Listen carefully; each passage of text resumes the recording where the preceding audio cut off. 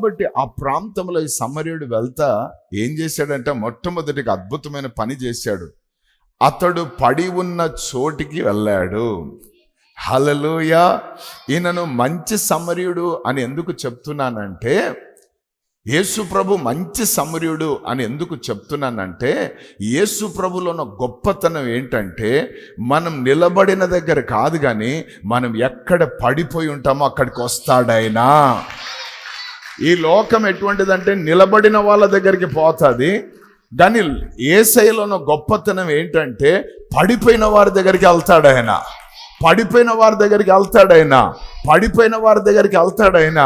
నువ్వు దేంట్లో పడిపోయినావో నీ దగ్గరికి వస్తాడు. ఈరోజు చూపుల్లో పడిపోయినావా, మాటల్లో పడిపోయినావా, ఆ వినికిడిలో పడిపోయినావా, వేరే సంబంధాలలో పడిపోయినావా, వేరే సహవాసాలలో పడిపోయినావా, వేరే భయంకరమైన పరిస్థితుల్లో పడిపోయినావా, అయితే నీకు ఒక శుభవార్త, ఆ పడిపోయిన చోటికి ఆయన రావడానికి సిద్ధంగా ఉన్నాడు. ఆయన నీ దగ్గరికి రావడానికి సిద్ధంగా ఉన్నాడు. దేవునామానికి మహిమ కలుగును గాక. ఆయన పడిపోయిన చోటికి ఎందుకు వస్తాడంటే ఇట్లా సంకలు ఎగరేయడానికి కాదు. భలే విర్రవీగినవరా ఒకప్పుడు, అబ్బా అబ్బా అబ్బా అబ్బా అని నిన్ను హీనపరచడానికి, మాటలతో చంపడానికి కాదు. ఆమేన్. ఆయన ఎందుకు వస్తాడంటే నీవు పడిపోయిన స్థితిలో నుండి నిన్ను లేపాలన్నదే ఆయన కోరిక, నిన్ను నిలబెట్టాలన్నదే నా ఆశ. దేవునికి స్తోత్రం. హల్లెలూయా. ఆమేన్. ఆయన మనకు తండ్రి ఉన్నాడు.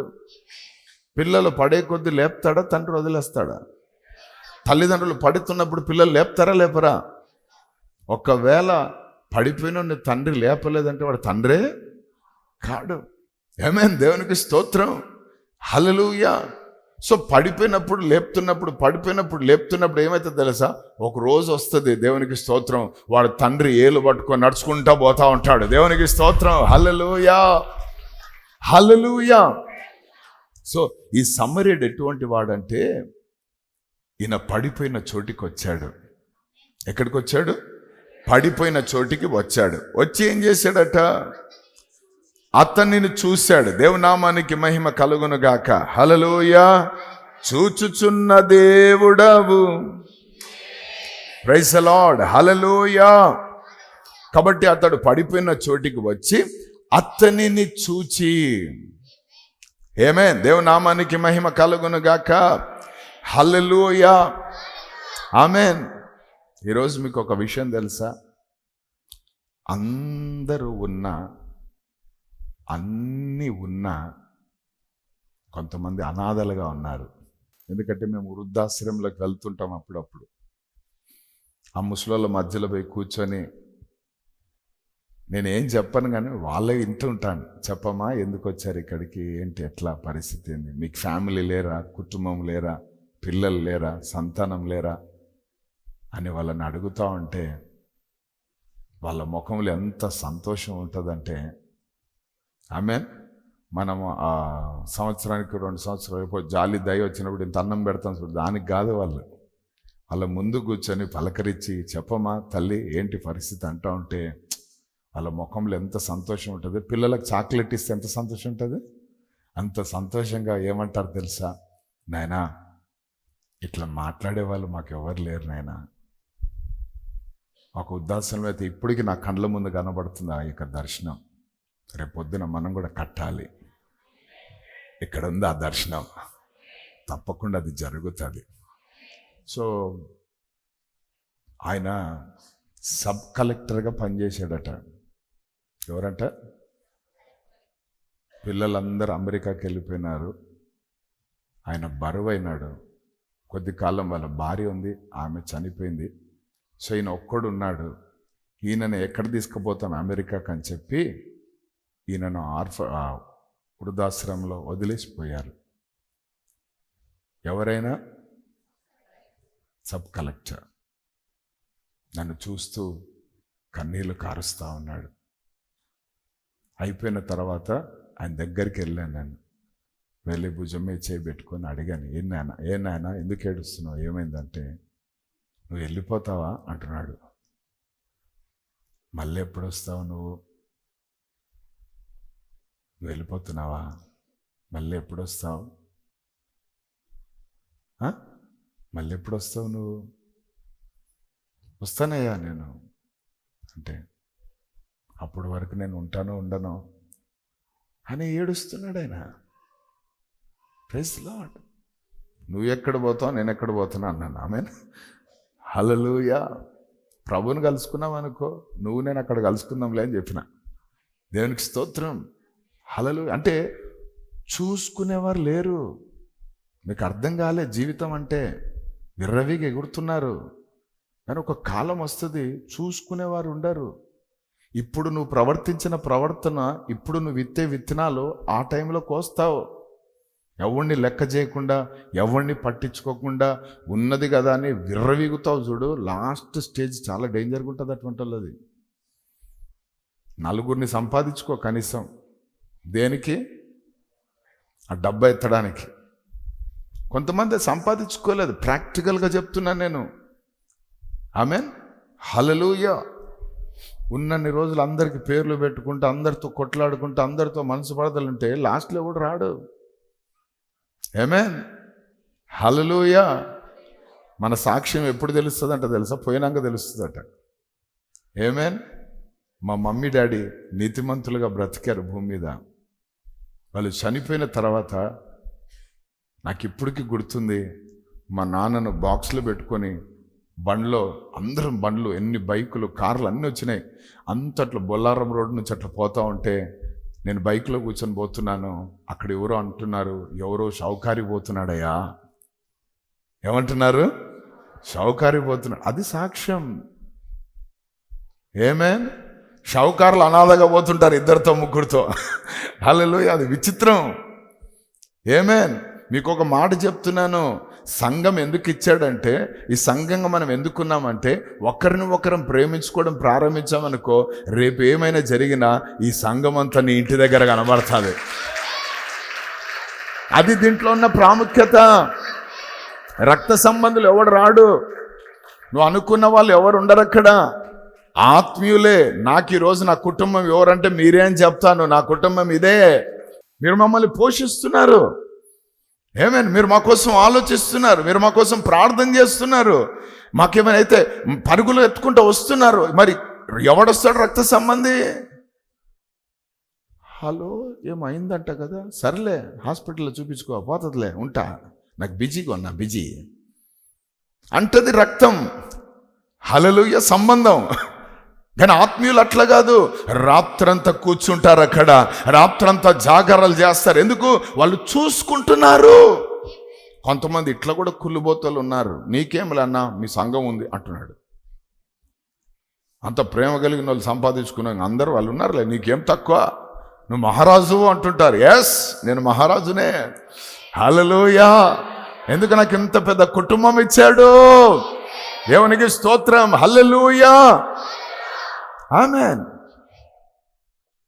మాకు కూడా ఒక మంచి తండ్రిని ఇచ్చాడు అంటారేమంటే ఏమంటలేరు. ఎందుకు వచ్చినా ఆదివారం వచ్చిపోతాం, మాకేముంది. హల్లెలూయా.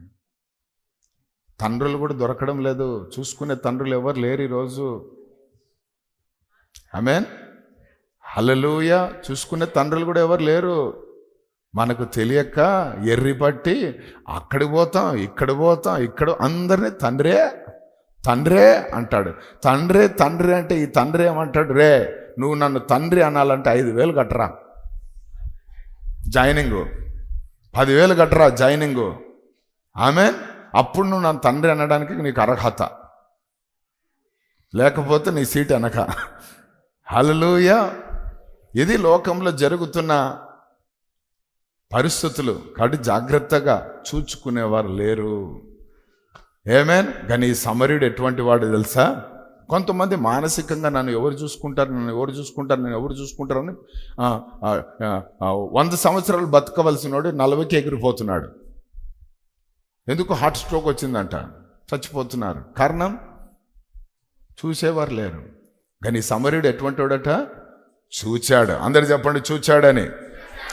దాని తర్వాత అతని మీద జాలిపడి దగ్గరికి పోయి, అబ్బా, జాలిపడ్డాడు, దగ్గరికి పోయాడు. అందరు చెప్పండి. He moved with compassion. Hallelujah. He moved with compassion and he went to him. Amen. ఆయన కనికరంతో కదిలాడాడు. హల్లెలూయా. కనికరపడువారు ధన్యులు, వారు కనికరము పొందుకుంటారు అని ఉంది. ఈరోజు నువ్వు కనికరపడ్డావు అనుకో అందరి మీద, నీకు ఒక రోజు వచ్చినప్పుడు అందరు కనికరపడతారు. సో మనం ఏం విత్తుతున్నామో జాగ్రత్త. ఇవి విత్తనాలు. ఇవి మన క్యారెక్టర్ ఒక విత్తనం, మన మాట ఒక విత్తనం, మన క్రియలు ఒక విత్తనం. హల్లెలూయా. నువ్వు కసాయి వాడుగా, ఫారో లాంటి బండ హృదయం కలిగిన వాడుగా ఉన్నావు అనుకో, నీకు అదే దొరుకుతుంది. కాబట్టి జాగ్రత్త. ఆమేన్. సో జాలి పడ్డాడు, దగ్గరికి పోయాడు. దేవునికి స్తోత్రం. ఎంత దగ్గర పోయాడు తెలుసా? మామూలుగా కాదు. హల్లెలూయా. ఆ దగ్గర పోయేంత సీన్ లేదు. కారణం ఏంటంటే కొన ప్రాణంలో కొట్టుమిట్టాడుతున్నాడు. కొన ప్రాణంలో ఎవడు కూడా దగ్గరికి పోడు. ఎందుకు పోడు అంటే ఎందుకులే రిస్కు అంటాడు. నీళ్ళు నీళ్ళు నీళ్ళు నీళ్ళు అని ఒకళ్ళు అంటున్నారు. ఆయనకి ఎవడు పోడు వాళ్ళ దగ్గరికి. ఎందుకు? రిస్కు. సరిపోయినామే, నీళ్ళు పోసాను గుటుక్కుమన్నాడు అనుకో, వాడు నా చేతిలో చచ్చిపోయినాడు రా అని అంటారేమో అనేసి పోలీసు వాళ్ళ కేసు పడతారేమో అన్నట్టు. ఇవన్నీ కూడా భయాలతో ఎవడు దగ్గరికి పోడు. కొంతమందికి రక్తం చూస్తే దగ్గరికి పోరు. ఆమేన్. కొంతమందికి బలహీనతలు చూస్తే దగ్గరికి పోరు. హల్లెలూయా. దేవునామానికి మహిమ కలుగును గాక. హల్లెలూయా. నేను ఒకళ్ళ చనిపోయింటే వాళ్ళ దగ్గరికి పోయినాను. పోయి అక్కడ ప్రార్థన చేశాను. ఇంకొక ఆయన ఫోన్ చేశాడు, అన్న మా ఇంట్లో ఒకసారి చిన్న ప్రేయర్ చేసిపోండి అన్న ప్లీజ్ అన్నాడు. అన్న ఇప్పుడే బరియల దగ్గర ఉన్నాను, వస్తా అట్లా ప్రార్థన చేసి పోతలే అన్నాను. అన్న వద్దన్న, రేపు రా అన్న అంటున్నాడు. ఏమంట? ఎంత దుర్మార్గము. బరియల దగ్గర పోయినా ప్రార్థన చేసిన, నేనేమైనా గుంతలో తీసినాను అన్నీ, లేకపోతే ఆయనకేమో స్నానాలు చేయించినానా? నేను చేసిన చిన్న ప్రార్థన. మళ్ళీ నాకు పార ఇచ్చారు, చేయి కూడా ఇట్లా మట్టి కూడా అంటలే, ఆ పారతో అట్లా అని వచ్చాను. సో నాకు టైం లేదు. ఆయనేమో తొందర చేస్తున్నాడు. సరేనా అట్లా పోతా ఇట్లా వచ్చి పోతానంటే ఏమన్నాడు తెలుసా? అదో రేపు చేపించుకుందాం లేనా, లేకపోతే మీకు టైం ఉన్నట్టు రండన్నా, ఇప్పుడు వద్దులే అన్న భయపడుతున్నారు. హల్లెలూయా. అప్పుడు అనుకున్నాను, ఏంద్రా ఇల్లు అంటే పాస్టర్ ఏ ఇంటికి పోయినా మళ్ళీ ఇంటికి పోతే ఏం సమస్యలే అంటే మా ఇంటికి రాదా అంటూ బంటులు వీళ్ళంతా. ఈ అన్ని మతాలు పోవాలి యేసు నామములో. అయితే ఒకటి, అక్కడికి పోయి వచ్చినాక చేతులు కాళ్ళు ముఖం కడుక్కోండి, అది మంచిది. కొంతమంది అట్లా ఉండరు, ఇళ్ళలో దూరుతూ ఉంటారు. అంటే అది ఆచారం కదా, ఇట్లా నీళ్ళు వేసుకోవాలి. అయ్యొద్దు. చేతులు కాళ్ళు, ఎందుకంటే వాళ్ళు చనిపోయిన వాళ్ళకి కొన్ని క్రీములు అవి ఇవి తిరుగుతూ ఉంటాయి అని అంటాడు సైంటిఫికల్ కోసం. Just wash your hands, nothing. అటువంటి ఏం ప్రాబ్లమ్స్ తప్పేం కాదు, అదే కాదు. కానీ దేవునికి స్తోత్రం. సో ఇటువంటి ఉంటాయి కొంతమందికి. దగ్గరికి ఎవరు రారమా, దగ్గరికి ఎవరు పోరు. హల్లెలూయా. హల్లెలూయా. దేవుని నామానికి మహిమ కలుగాక. కాబట్టి జాలిపడి దగ్గరికి పోయినాడట. ఏమట? జాలిపడి దగ్గరికి పోయినాడు. అందుకే నా మంచి సమరయుడు. దేవునికి స్తోత్రం. హల్లెలూయా. నా జీవితంలో అయితే 100% అది నెరవేర్చబడింది. నేను కూడా రక్తపు మడుగులో పడి ఉంటే జాలిపడి ప్రభు నా దగ్గరికి వచ్చాడు. దేవునికి స్తోత్రం. హల్లెలూయా. ఆమేన్. దేవునామానికి మహిమ కలుగును గాక. డాక్టర్ ఏమో బ్లీడ్ అవుతున్న కాడుతున్న రక్తాన్ని డాక్టర్ తుడిస్తే, ఆమెన్, యేసు ప్రభు ఏమో తన రక్తంతో నా హృదయాన్ని తుడిచాడు, నా హృదయాన్ని కడిగాడు, నా హృదయాన్ని, ఆమెన్, మనస్సును, ఆమెన్, ఆయన రక్తంతో పరిశుద్ధపరిచాడు. హల్లెలూయా. ఈరోజు మీ జీవితాలు కూడా అంతే. దేవుని నామానికి మహిమ కలుగును గాక. నాకు తెలుసు, ఇక్కడ కూర్చున్న ప్రతి ఒక్కరిలో ఒక సాక్ష్యం అనేది ఉంది. సాక్ష్యం లేని వాళ్ళు ఇక్కడ ఎవరు లేరు. వారి సాక్ష్యముతోటే ఇక్కడికి వచ్చి కూర్చొని ఉన్నారు. దేవుని నామానికి మహిమ కలుగును గాక. కాబట్టి జాలిపడి దగ్గరికి పోయి ఏం చేశాడంట? నూనెయు ద్రాక్షరసమును పోసి అతని గాయములను కట్టి తన వాహమును మీద ఎక్కించి ఒక పూట కూలివాని ఇంటికి తీసుకొని పోయి అతన్ని పరామర్శించెను. హల్లెలూయా, ఆమేన్, హల్లెలూయా. ఇదంతా ఒక్క ముక్కలో చెప్పాలంటే సొంత ఖర్చులు పెట్టుకున్నాడు. అందుకైనా మంచి సమరయుడు. ఆమేన్. ఆ వ్యక్తి ఎవడో ఈయనకు తెలియదు. బంధువా, స్నేహితుడా, రక్త సంబంధియా, లే పక్కనూరోడా, అసలు ఎవరో అనామకుడు, ఈయనకు తెలియదు ఎవడో. కానీ ఏం చేశాడు? వాని దగ్గరికి వెళ్ళి నూనె తీశాడు, ద్రాక్షరసం తీశాడు, దేవునికి స్తోత్రం, ఆ గాయాల మీద పోసాడు, దాని తర్వాత దాన్ని కట్టాడు. బ్యాండేజ్ ఆయనదే, నూనె ఆయనదే, ద్రాక్షరసం ఆయనదే. ఆమేన్. కట్టి మళ్ళీ ఆయన వాహనం మీద, ఆయన కారులో ఎక్కించుకున్నాడు. అంటే ఏం చేశాడు ఈయన? సొంతగా ఆశించలేదు. ఆమేన్. వాడు పడిపోయినాడు కదా. కానీ ఇంకోటి ఏంటంటే వస్త్రాలు లేవు వానికి, ఏమైనా ఎత్తుకుదామన్నా కదా. మనమైతే అదే చేస్తాం. ఆమేన్, హల్లెలూయా. మన దగ్గర లేదు కానీ అని ఆలోచిస్తాం. అందుకే మనకు దేవుడు ఇచ్చిన నడిపింపులో మనం కూడా మంచి సమ్మర్లాగా సంఘం ఉండాలని చెప్పి ప్రతి నెల మెడికల్ బిల్ అన్నది ఒకటి మనం ఏం చేస్తున్నాము, తీసుకుంటున్నాం ఆఫరింగ్స్ లాగా. ఎందుకు? మన సంఘములో కొంతమంది అకస్మాత్తుగా పడిపోతారు, కొంతమంది హాస్పిటల్లో పడి ఉంటారు. ఆమెన్. అటువంటి వారికి ఆ ఎమర్జెన్సీలో కొన్నిసార్లు రూపాయి కూడా ఉండదు. కానీ అటువంటి పరిస్థితుల్లో ఉన్న వాళ్ళకి మనం సపోర్ట్ చేయాలని మనం ఏం చేశాము? దేవుడు మనకి ఇచ్చిన నడిపింపులో అది చేశాం. అది సక్సెస్ అయింది. ఈరోజు దేవుని కృప ఏంటంటే ఎంతో మందికి అది ఆశీర్వాదకరంగా మార్చబడింది. ఆమేన్, హల్లెలూయా. కొంతమంది నమ్మకంగా ఇస్తున్నారండి. ఆ మొదటి రోజు నుండి ఈ రోజు వరకు తెలుసా మీకు? కూలి పని చేసుకునే వాళ్ళు, మున్సిపాలిటీలో పని చేసుకునే వాళ్ళు ఇచ్చే 200, 300, 500 ఎంతమందికి దీవెనకరంగా ఉందో తెలుసా? ఆమేన్. మనం మా ఊపులో 4 రోజులు ఇచ్చింటాం, మర్చిపోయింటాం. కానీ కొంతమంది ఆ ఊపు సాగుతూనే ఉంది ఇంకా. అందుకే వాళ్ళకు అనేకులకు వారు దీవించబడుతున్నారు. ఆమేన్. వాళ్ళు సమృద్ధిగా ఆశీర్వదించబడుతున్నారు. వాళ్ళు ఒకటే అనుకున్నారు, దేవుని మాట అది, దేవుని నోట నుండి వచ్చింది, మనం దానికి లోబడాల చేయాలి. ఆమేన్. నమ్మకమైన వానికి మెండైన దీవెనలు ఉంటాయి. హల్లెలూయా. కాబట్టి మంచి సమరయుడు ఏం చేశాడు? తన నూనెను, ద్రాక్షరసాన్ని, అంతేకాదు గాయం కట్టడానికి వస్త్రాన్ని, మళ్ళా వాహనాన్ని, ఇవన్నీ కూడా ఫ్రీగా ఏం ఛార్జ్ చేయకుండా ఏం చేశాడు? ఖర్చు పెట్టాడు. చెప్పండి అందరు కూడా ఆమేన్. మనం ఏ బ్యాచ్ అంటే ఖర్చు పెట్టించే బ్యాచ్. మనం ఏ బ్యాచ్? ఖర్చు పెట్టాలంటే ఎన్నిసార్లు ఆలోచిస్తాం? ఆమేన్. తినడానికి ఆలోచించావు, తాగడానికి ఆలోచించావు, తిరగడానికి ఆలోచించావు, షికార్లు తికార్లు పోవడానికి ఆలోచించావు. దేవుని రాజ్యంలోకి రాగానే దేవుని సంబంధమైన దేన్నైనా చెయ్యాలి, ఏదన్నా చేద్దాము అని చెప్పిన వెంటనే ఏమైపోతాం? చేతులు కాళ్ళన్నీ సచ్చిపడిపోతాయి. ఆలోచన, బాధ, ఒరే ఇస్తే మనకెక్కడ, మాకేమొస్తాయి? బయటోనికి ఇచ్చినాం అనుకో, రూపాయిన్నర, 2 రూపాయలు, 3 రూపాయలు నెలకు మందిరంలో వేస్తే, దేవునికి ఇస్తే అని అనుకొని ప్రైజ్ ది లార్డ్ అనవసరంగా పోగొట్టుకుంటుంటారు. ఆమేన్. ఇచ్చి నన్ను శోధించండి అన్నాడు ఆయన. ఇయ్యకుంటే ఏముండదు, ఇస్తే శోధిస్తే ఆకాశపు వాకిళ్లను విప్పుతాను, పట్టజారలంత విస్తారమైన దీవెనలను కుమ్మరిస్తాడంట. ఆమేన్. ఇట్లా కుమ్మరించడం ఇంకా. హల్లెలూయా, దేవునికి స్తోత్రం.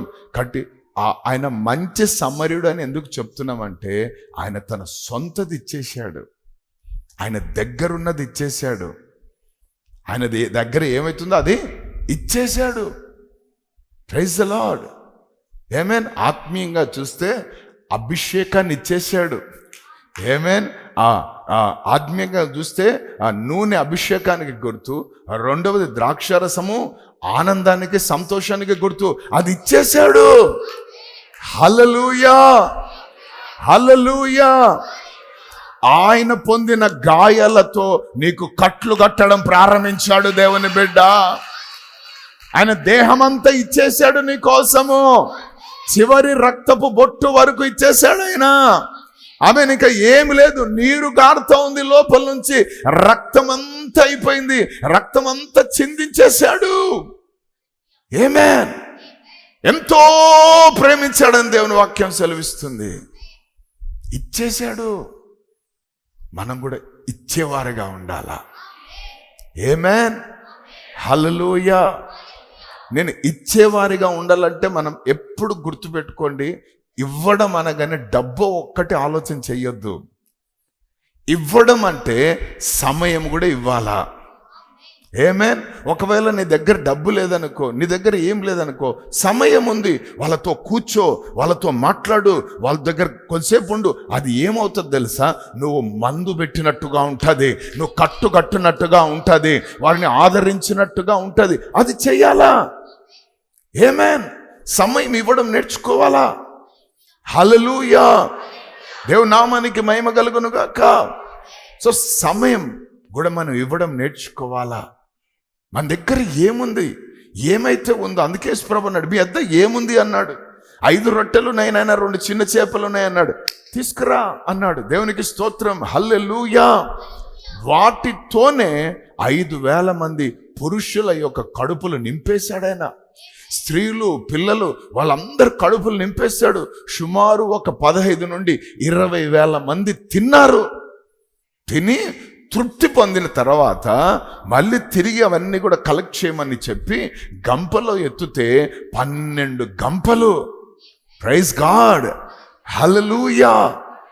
కాబట్టి ఇచ్చినప్పుడు వాడు ఎవడైతే ఇచ్చాడో, పిల్లకాయ, వాడు స్వార్థం లేనోడు, వాడు ఇచ్చేశాడు. ఆమేన్. ఎవరెట్లా పోతే మాకు మమ్మీ పెట్టింది, యేసుప్రభు తినమని ఇంటర్వెల్ ఇచ్చాడు, నేను తింటాను అని అనలే. ఆమేన్. నీ దగ్గర ఏముంది అని అంటా ఉంటే శిష్యులందరూ అటు ఇటు చూస్తుంటే, ఇడు పోయి నాకు తెలిసి పేతురుని ఇట్లా లాగింటాడు. ఏంద్రా, 5 రొట్టెలు 2 చేపలు మా అమ్మ పంపించింది. ఈయన ప్రభా ఇవి ఉన్నాయి, సార్లు ఇక్కడ తీసుకురా అన్నాడు ఆయన. వాటిని ఆకాశం అయిపోతే కొత్తగా ఇచ్చి ఒడిపో అన్నాడు. ఏమేన్. చివరిగా పోయేటప్పుడు ఏమైంది తెలుసా? ఇంటికి పోయేటప్పుడు 12 గంపలు ఎత్తుకుపోయింటాడు. ఇయ్యుడి అప్పుడు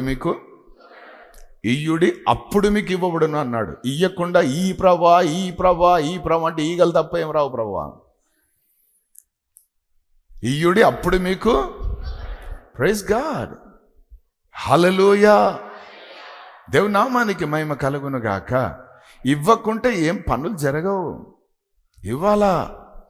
దేవుని నామానికి మహిమ కలుగాక. నెట్ క్యాష్ 10 లక్షలు పెట్టాను ఇక్కడ. నేను ₹1 కూడా ఆశించలేను, నేను ₹1 కూడా తలంచలే. నేను నా భార్య, నా పిల్లలు, సేవింగ్స్ ఏం ఆలోచించాలే.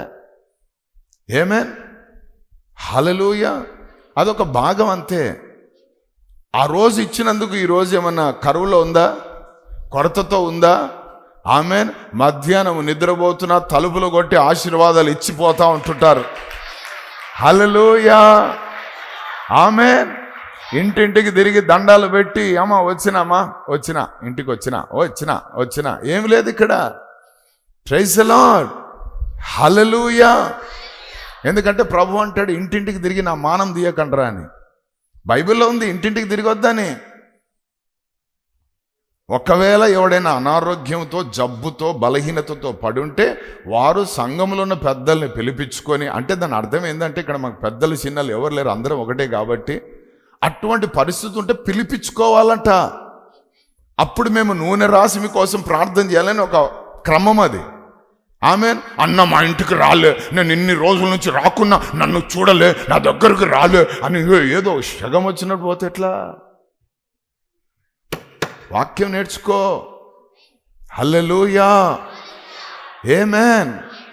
దేవునికి స్తోత్రం. నీకు బరువే రావడం లేదు, నువ్వు దానికి అన్న ఏం చేస్తాడు, అక్కేం చేస్తుంది? ఆమేన్.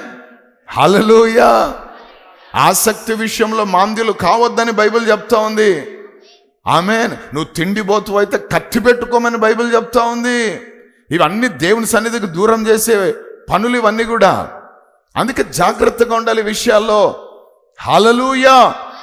నేను అంటాను, తిండి లేకపోతే ఉపవాసం ఉండడం అనేది అది ఓకే, అది పెద్ద సంగతి కాదు. ఎందుకు లేదు కాబట్టి మనము ఉపవాసం ఉన్నాం. ఉంటే ఎందుకుంటాం? తిండి లేదు కాబట్టి పస్తు పడుకున్నాం, అది పెద్ద సంగతి కాదు. ఆ పస్తు ఆ తిండి లేదు కాబట్టి అన్న ఈరోజు ఫుల్ ఫాస్టింగ్ అన్నా, నేను ఫుల్ ఫాస్టింగ్ తిండి వచ్చే వరకు ఫాస్టింగ్ అంటే పెద్ద సంగతి కాదు. అది దేవుడు కూడా పెద్దగా మెచ్చడది. కానీ అన్ని తిండి పదార్థాలు ఉన్నా దేవునికి స్తోత్రం, నేను ప్రతిష్ఠించుకున్నాను. దానికంటే నాకు ముఖ్యము దేవుని వాక్యము, దేవుని సన్నిధి, దేవుని దర్శనము, దేవుని యొక్క సన్నిధి నాకు ప్రియము అని నువ్వు ఎప్పుడైతే తిండి నుంచి పక్కకు పోయి ఆయన సన్నిధిలో మూలుగుతూ కూర్చొని వేడుస్తూ ప్రార్థన చేస్తూ స్తుతిస్తూ ఆరాధిస్తూ చేస్తావు, దాన్ని అంటారు వైర్యముతో కూడిన భక్తి. దాన్ని అంటారు రోషంతో కూడిన భక్తి. సో రోషం తక్కువ జీవితం జీవించవద్దు. బాల్యలు అంటే రోషం కదా, అత్త మీద లేస్తావు, మామ మీద లేస్తావు, తల్లిదండ్రుల మేస్తావు, అవి పనికి మాలిన రోషాలు. ఏమేన్? ఇటువంటి రోషంతో బ్రతకాల. ఏమేన్? నీ బ్రతుకు బాగలేదా, నీ కుటుంబం బాగలేదా, నీ ప్రాంతం బాగలేదా, వాళ్ళ కోసం ఒక రోజు ఉపవాసం ఉండు. తిండి పక్కన పడేయి. యేసు నామములో వాళ్ళు రక్షణ పొందాలయ్యా, వారు మానవ మనసు పొందాలయ్యా, వారి బ్రతుకు మారాలయ్యా, వారి జీవితం కట్టబడాలయ్యా, ఆమె జీవితంలో కార్యం జరగాలయ్యా అని ఇటువంటి వైరం తీసుకొని ప్రార్థన చేయి. చిన్న చిన్న దానిలకు పడిపోతున్నావేమో, చిన్న చిన్న దానిలకు దూరం అయిపోతున్నావేమో, మందిరం రాకుండా సహవాసంలో ఉండకుండా నిన్ను దుష్టుడు గలిబిలి చేస్తున్నాడు. ఉపవాసం ఉండు, ప్రార్థన చేయి, దేవుణ్ణి అడుగు, ప్రభువా నిత్యము నీ సన్నిధిలో నేను కనబడినట్లుగా నన్ను ఆశీర్వదించయ్యా, నాయన నా సరిహద్దులను విశాలపరచండి అయ్యా, నీ కృపతో నన్ను నింపునేను అని ఉపవాసాలు ఉండి నువ్వు ప్రార్థన చేయడం ప్రారంభిస్తే అవి వదిలిపోతాయి. హల్లెలూయా.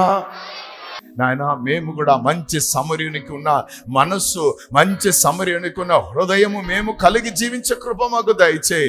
మీరు ఎట్టి వారై ఉన్నారు, మేము అట్టి వారంగా ఉండాలయ్యా.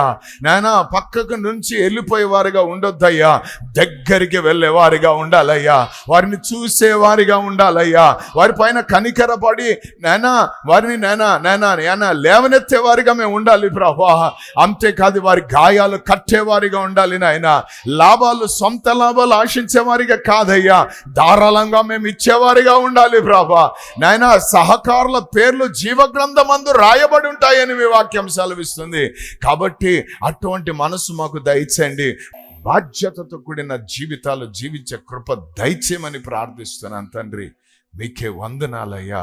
ఈ వాక్యం అందరు హృదయాల్లో నీరు కట్టి ఫలింపజేయమని, ఎంతమంది అయితే లైవ్లో కూడా వీక్షిస్తున్నారో వారి జీవితాల్లో కూడా నేను నూరంతలుగా ఫలింపజేయమని, వాక్యాన్ని దొంగలించే దయ్యాలను, హృదయంలో నుండి వాక్యాన్ని దొంగలించే దయ్యాలను యేసు క్రీస్తు నామములో బంధిస్తున్నాను తండ్రి. నీకే స్తుతి, ఘనత, మహిమ, ప్రభావాలు చెల్లిస్తూ యేసు నామములో ప్రార్థిస్తున్నాము తండ్రి.